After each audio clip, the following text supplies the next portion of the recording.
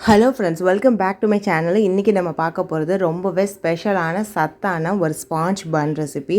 அதை செய்கிறதுக்காக இன்றைக்கி மைதா, ஓவன், கடாய் எதுவுமே இல்லாமல் 2 சக்கரவள்ளி கிழங்கு வச்சு இன்றைக்கி நம்ம எப்படி செய்யலாம் அப்படிங்கிறத இந்த ரெசிப்பியில் பார்க்கலாம் வாங்க. இன்றைக்கி இந்த சக்கரவள்ளி கிழங்கை நல்லா தோலை வந்து பீலர் யூஸ் பண்ணி ரிமூவ் பண்ணுங்கள். தோல் வந்து ரொம்ப ஹார்டாகவே இருக்கும். நீங்கள் பீலர் யூஸ் பண்ணும்போது நிறையா வேஸ்ட் ஆகாமல் கரெக்டாக கிழங்கு மட்டும் நமக்கு கரெக்டாக கிடச்சிரும். இந்த கிழங்கு நல்லா வாஷ் பண்ணி எடுத்துருங்க. பூச்சி இருந்தால் மட்டும் கத்தி யூஸ் பண்ணி பூச்சியெல்லாம் எடுத்துருங்க. இப்போ கத்தி வச்சு நம்ம எட்ஜஸ் எல்லாம் கட் பண்ணி எடுத்துக்கிடுவோம். குட்டி குட்டியாக நீங்கள் கட் பண்ணுங்கள். சிப்ஸுக்கு போடுற மாதிரி ரொம்ப ஒல்லியாக இருக்கணும் அப்படிங்கிற அவசியம் கிடையாது. லைட்டாக தடிமனாக இருந்தால் போதும். இப்போ க்ளீன் பண்ணி எடுத்து வச்சுருக்கிற இந்த கிழங்க இட்லி அல்லது இடியாப்பத்தட்டை எடுத்துகிட்டு வந்து எண்ணெயெலாம் நெய் அந்த மாதிரி எதுவுமே தடவாமல் ஒவ்வொரு குழியிலையும் ஒரு 4-5 அந்த மாதிரி கட் பண்ண பீசஸை ஒவ்வொரு குழியிலையும் நம்ம வச்சுட்டு 5 நிமிஷம் மீடியம் ஃப்ளேமில் வேக வச்சு எடுத்துகிட்டு வந்துடுங்க. இப்போ ஒரு பவுலில் அதை அப்படியே நம்ம மாற்றிக்கிறலாங்க. லைட் எல்லோ கலர் வந்துருச்சு அப்படின்னாலே இது நல்லா வெந்துருச்சு அப்படின்னு தாங்க அதோட ஸ்டேஜ். இப்போ ஒரு ஸ்மேஷர் யூஸ் பண்ணி நல்லா மசிச்சு விடுங்க. நீங்கள் ஃபஸ்ட்டு ஸ்டேஜில் ஸ்மேஷர் யூஸ் பண்ணும்போது ஒரு மாதிரி புட்டு மாவு மாதிரி வரும். நீங்கள் மசிக்க தான் நல்லா கூழ் போல் வரும். இல்லை கை வலிக்குது அப்படிங்கிற மாதிரி ஃபீல் பண்ணிங்கன்னா இந்த ஸ்டேஜுக்கு அப்புறம் ஃபோக் யூஸ் பண்ணி செய்யுங்க. இல்லை இது ரெண்டுமே வேணாம் அப்படின்னு யோசிக்கிறவங்க டக்குன்னு ஒரு மிக்சியில் ஒரு பல்ஸ் கொடுத்தீங்கன்னா நல்லா கூழ் மாதிரி வந்துடும். நான் ஃபோக் யூஸ் பண்ணி மசிச்சு எடுத்துகிட்டு வந்திருக்கேன். ஒரு முட்டையை உடச்சி நல்லா மிக்ஸ் பண்ணிக்கோங்க. அதாவது வெள்ளைக்கருவும் மஞ்சக்கருவும் லைட்டாக மிக்ஸ் ஆனால் போதும். இதை கொண்டுட்டு போய் கிழங்குலேயே சேர்த்துட்டு கிழங்கையும் இந்த முட்டையும் நல்லா மிக்ஸ் பண்ணுங்கள்.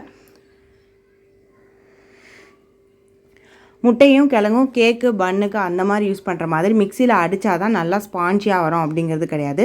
கேக்கையும் முட்டையும் மட்டும் ரெண்டும் மிக்ஸ் ஆகிற அளவுக்கு நல்லா மிக்ஸ் பண்ணால் போதும். அந்தளவுக்கு அந்த ஸ்டேஜில் நம்ம ஃபோக்கில் ஸ்பூன் வச்சு நல்லா மசிச்சு எடுத்து வச்சுக்கலாம். இப்போ நான் முட்டை உடைச்ச அதே பவுல் எடுத்துகிட்டு ஒரு கப்பு, அதாவது 200 கிராம் வந்து பொடிச்ச சர்க்கரையை சேர்த்துருக்கோம். மிக்ஸி ஜாரில் நம்ம ஒரு பல்ஸ் கொடுத்தோம்னாலே சர்க்கரை பொடிச்ச சர்க்கரையாக நமக்கு கிடச்சிரும். இப்போ ஒரு அரை மூடி தேங்காயை துருவி அந்த சர்க்கரையோட சேர்த்துட்டு நல்லா மிக்ஸ் பண்ணி விடுங்க. முட்டை உடைச்ச பவுல் அப்படிங்கிறதுனால அந்த சர்க்கரை வந்து நல்லா இலக்கம் கொடுக்க நமக்கு ஈரத்தன்மை வந்து கரெக்டாக வரும். இப்போ இந்த ஸ்டேஜில் மாவை கொஞ்சம் கொஞ்சமாக சேர்க்க ஆரம்பிங்க. சர்க்கரையும் தேங்காயும் ஆப்ஷனல் தாங்க. வேணும்னா டேஸ்ட்டுக்காக நான் சேர்த்துக்கலாம். அப்படி இல்லைன்னா இந்த ஸ்டேஜை அப்படியே ஸ்கிப் பண்ணிடுங்க. இப்போ இதே நீங்கள் ஃபாலோ பண்ணுறீங்க அப்படின்னா மாவு, அதாவது கிழங்கு மசியில் கொஞ்சம் கொஞ்சமாக சேர்க்க ஆரம்பிங்க. பன்னை நம்ம டேஸ்ட் பண்ணும்போது எந்த ஒரு இடத்துலையும் பன்னு வந்து ரொம்ப பிளைனாக தெரியக்கூடாது அப்படின்றதுக்காக தான் கொஞ்சம் கொஞ்சமாக இந்த மசியில் வந்து நம்ம சேர்க்க ஆரம்பிக்கிறோம். இப்படி செய்யும்போது எல்லா பன்லேயுமே அந்த தேங்காய் பூ வந்து மிக்ஸ் ஆகிருக்கும். இப்போ எல்லாமே மிக்ஸ் பண்ணதுக்கு அப்புறமா கடைசியாக 2 டேபிள் ஸ்பூன் ரைஸ் ஃப்ளவர் மட்டும் சேர்த்துக்கோங்க. அரிசி மாவை சேர்த்துட்டு நல்லா மிக்ஸ் பண்ணும்போது அந்த கிறிஸ்பினஸ் வந்து நமக்கு நல்லா கிடைக்கும். அதுக்காக தான் நம்ம வந்து அரிசி மாவை சேர்த்துக்கிறோம். மற்றபடி ரொம்ப இறுக்கமாக கிடைக்கணும் அப்படின்றதுக்காக சேர்க்கலைங்க. இப்போ மாவு கம்ப்ளீட்டாக நமக்கு ரெடி ஆயிடுச்சு. இப்போ ஒரு பிளேட் எடுத்துகிட்டு ஒரே ஒரு டேபிள் ஸ்பூன் நெய் மட்டும் எடுத்துகிட்டு பிளேட்டில் எல்லா பக்கமும் ஈவனாக அப்ளை பண்ணி வச்சுக்கோங்க. இப்போ மசியில் எடுத்துகிட்டு வந்து நம்ம மசியில் பிளேட்டில் வச்சுக்கிடுவோம். நீங்கள் பிளேட்டில் வைக்கும்போதே கையில் வந்து நல்லா பிசுன்னு ஒட்டும். அப்படி தான் வந்து சக்கரவள்ளி கிழங்கு வந்து இருக்கும். இந்த டைமில் கையை நல்லா வாஷ் பண்ணிவிட்டு அதுக்கப்புறமா நீங்கள் ஈவனாக வந்து எல்லா பக்கமும் ரவுண்ட் ஷேப்பில் கொண்டு வந்தீங்கன்னா கரெக்டாக இருக்கும். கையில் வந்து நெய், எண்ணெய் அந்த மாதிரி எதுவுமே அப்ளை பண்ணாதீங்க. பக்கத்தில் தண்ணி வச்சுட்டு தொட்டு நீங்கள் இந்த மாதிரி எல்லா பக்கமும் ரவுண்ட் ஷேப்பில் கரெக்டாக ஈவனாக வரணும் அப்படின்றதுக்காக இந்த மெத்தடை வந்து நம்ம ஃபாலோ பண்ணுறோம். நீங்கள் நெய், எண்ணெய் அப்படி வந்து யூஸ் பண்ணும்போது ரொம்ப அதிகமாக இருக்கிற மாதிரி இருக்கும். தண்ணி யூஸ் பண்ணும்போது நமக்கு கரெக்டாக இருக்கும். ரவுண்ட் ஷேப்பில் அழகாக நம்ம பன்னு வந்து சூப்பராக வந்துடும். நம்ம எந்த ஒரு இடத்துலையுமே எண்ணெயோ தண்ணியோ எதுவுமே சேர்க்காம இறுக்கமான ஒரு கெட்டியான மசாலா தான் நம்ம எடுத்து வச்சுருக்கோம். இந்த மாதிரி செய்கிறது நமக்கு கரெக்டாக இருக்கும். இப்போ நமக்கு ஷேப் கரெக்டாக வந்துருச்சு. இப்போ ஒரு தோசை தவா ஹீட் பண்ணி எடுத்துகிட்டு வந்துடுங்க. பட்டர் சேர்த்துட்டு எல்லா பக்கமும் நல்லா அப்ளை பண்ணிக்கோங்க. நம்ம பிளேட்டில் வச்சுருக்கிற மசியலை இப்போ லைட்டாக கவுத்தி நம்ம எடுத்தோம் அப்படின்னா சூப்பராக வந்துடும். அது கையாலே எடுத்தீங்க அப்படின்னா ஒட்டாமல் அழகாக கிடச்சிரும். ஏன்னா கீழே வந்து நம்ம நெய் அப்ளை பண்ணியிருக்கிறதுனால. இப்போ ஃபுல்லாக நமக்கு ரவுண்ட் ஷேப்பில் வராது, லைட்டாக அங்கங்கே இருக்கும். அதையுமே தண்ணி வச்சு கரெக்டாக ஷேப்புக்கு கொண்டு வாங்க.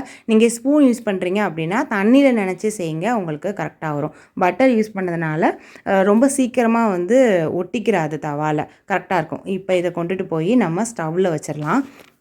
இப்போ லோ ஃப்ளேமில் வச்சுருக்கிற ஸ்டவ்வில் தான் நான் தோசை தவாவை வைக்கிறேன். ஏன் அப்படின்னா இப்போ வந்து மேலே வந்து நெய் தடவணும். நீங்கள் ஏன் பிளேட்டில் வச்ச உடனேயே அடுப்பில் வச்சு தோசை தவாவில் வச்சிடலாம் அப்படிங்கிற ஒரு சந்தேகம் இருக்கும். ஏன்னா பட்டர் சேர்த்த உடனே முருகிக்கிட்டே இருக்கும். அதனால தான் லைட்டாக தோசை தவா ஹீட் பண்ணிவிட்டு பட்டர் சேர்த்துட்டு அதுக்கப்புறமா தான் நம்ம இந்த பேட்டரை வந்து கொண்டு வந்து வைக்கணும். இப்போ ரவுண்ட் ஷேப் நம்ம அழகாக கிடச்சிருச்சு. மேலேயும் நல்லா அப்ளை பண்ணதுக்கப்புறம் ஃபோக் யூஸ் பண்ணி நடுவில் இந்த மாதிரி ஓட்டை போட்டுருங்க. ஒரு 2 நிமிஷம் மீடியம் ஃப்ளேமில் வச்சு வேக வச்சு எடுத்தால் போதும். அதுக்கு மேலேனா அது கருகிரும். ஸோ இப்போ நான் ஓப்பன் பண்ணி காட்டுறேன். ஒரு கரெக்டாக ஒரு 2 நிமிஷம் தான் வச்சுருந்தேன். ஸோ கரெக்டாக வந்துருச்சு. இப்போ ஒரு பிளேட் எடுத்துகிட்டு இந்த பன்னை நம்ம அப்படியே மாற்றி வச்சிடலாம். இதுக்கப்புறம் பண்ணுறது கொஞ்சம் கஷ்டமாக இருக்கிற மாதிரி தெரியும். ஒரு நம்ம கையில் வச்சுருப்போம்ல சுடாமல் இருக்கிறதுக்காக துணி, அதை பிளேட்டு கீழே வச்சு இந்த மாதிரி கவுத்துனோம் அப்படின்னா கரெக்டாக மேலே உள்ளது கீழே போயிடும், கீழே உள்ள பன்னு மேலே வந்துடும். பார்த்தீங்களா 2 நிமிஷத்துலேயே உங்களுக்கு சூப்பராக வெந்துடும். மேலே உள்ள பகுதியிலேயே நெய்யை நல்லா அப்ளை பண்ணியிருக்குங்க. அப்போ தான் வந்து டேஸ்ட் வந்து இன்னும் நல்லாயிருக்கும். இது வேணும்னா செய்யுங்க, அப்படி இல்லைனா அது கம்ப்ளீட்டாக ஆப்ஷனல் தான். இப்போ கீழே உள்ள பகுதி வேகணும் அப்படிங்கிறதுக்காக சேம் மெத்தடில் நம்ம மூடி வச்சு 2 நிமிஷம் மீடியம் ஃப்ளேமில், இப்போ அகைன் 2 நிமிஷத்துக்கு அப்புறம் நீங்கள் ஓப்பன் பண்ணும்போது கீழே உள்ள பகுதியும் நல்லா வெந்துடும். உடனே ஒரு பிளேட்டில் மாற்றிருங்க. ஸ்டவ்வை ஆஃப் பண்ணாலுமே அந்த தவாவோட ஹீட்டில் இந்த பன்னு வந்து கருகிறதுக்கு நிறையா வாய்ப்பு இருக்குது. ஸோ அதனால் டக்குன்னு மாற்றிட்டு நீங்கள் சர்வ் பண்ணிடலாம். நமக்கு ஸ்வீட் பொட்டேட்டோ பன் ரெசிபி இப்போ சூப்பராக ரெடி ஆயிடுச்சு. அமெரிக்காவில் இந்த பன்னை வந்து 200 கிராம் வந்து $50 வந்து சேல்ஸ் பண்ணுறாங்க. ஸோ அந்தளவுக்கு இது வந்து ரொம்ப ஹெல்த்தியான ரெசிபி. நீங்களும் செஞ்சு பார்த்துட்டு உங்கள் ஃப்ரெண்ட்ஸ் அண்ட் ஃபேமிலிக்கு ஷேர் பண்ணுங்கள்.